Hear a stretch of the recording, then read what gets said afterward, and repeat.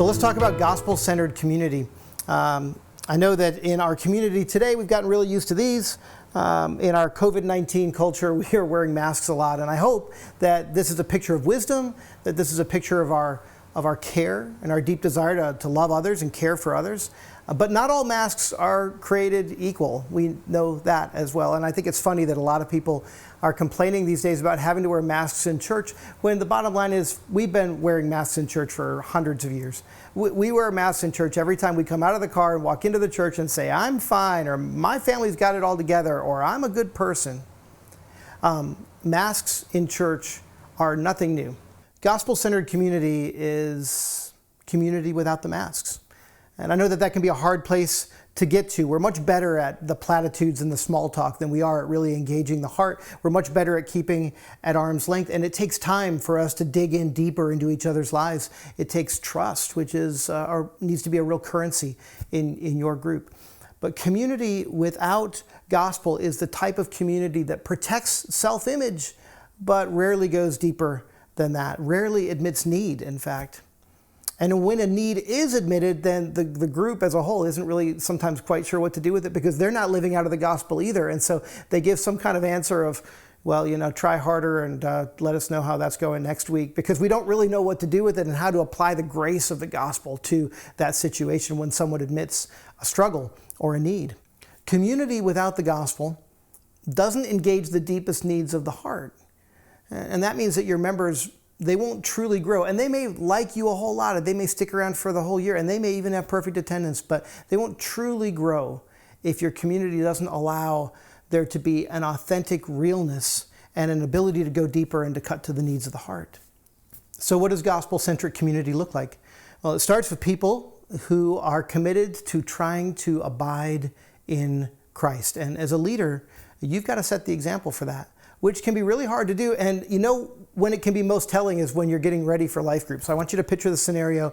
It's Sunday afternoon, you're getting ready for your group. Guests are going to arrive in about 20 minutes, and the house is not clean yet. And you actually haven't really prayed for the group at all either. I mean, your heart's not ready, your house is not ready, and you only have time to address one of those. So what are you going to do? Well, why not use that time to pray for your group and to pray for the interactions in the group? Your group is not going to be a bust because you didn't vacuum. But it's possible that maybe showcasing your less than clean house is actually one of those many ways in which you can take off the masks. And you can say, hey guys, what you see is what you get. This is who we are. I mean, that's true hospitality. You're not showcasing your house. You're showcasing Christ. You're creating an environment that showcases Jesus. That's the goal. Now, if you got an hour instead of 20 minutes, maybe you should clean that sink. But the point is that when you're in a pinch, it might be more evident where you're putting the energy for the success of your group, what you're expecting, the priority that you're expecting is going to result in a successful group. The best prep work that you can do for a gospel-centered community is a gospel-centric lifestyle.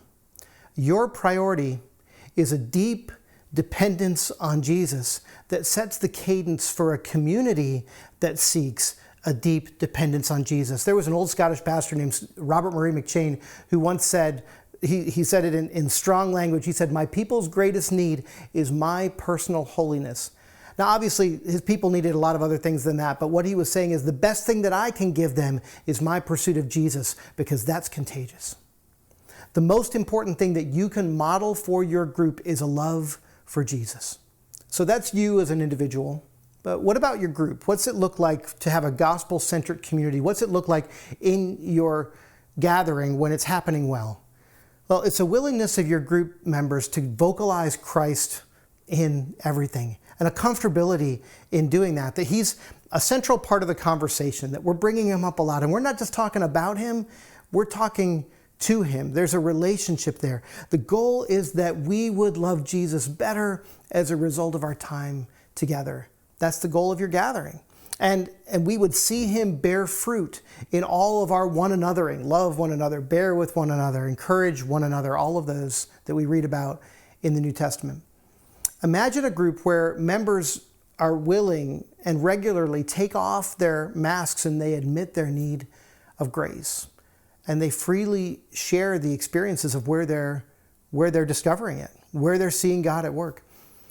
When I lived in Georgia and was single, I had a roommate named Jim. He was a brand new believer, and we became roommates under the hope that not only would I be able to disciple him, but that the joy and the zeal of a new Christian would rub off on me, because it's so wonderful to be around people who are experiencing all of it and asking all the questions and grabbing it all for the first time. But the way that we worked it out mostly was at night we would pray together. But before we prayed, we would ask each other just one question. And the question was simply this: where did you see Jesus today?